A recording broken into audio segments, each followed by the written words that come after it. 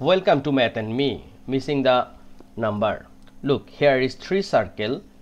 Each circle we are seeing 3 numbers 16, 50, 26, and here is 8, 25, 13, and here is 32. We don't know the number, and right side 52.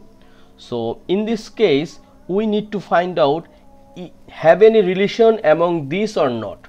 So first one, here is 16, here is 8, and here is 32.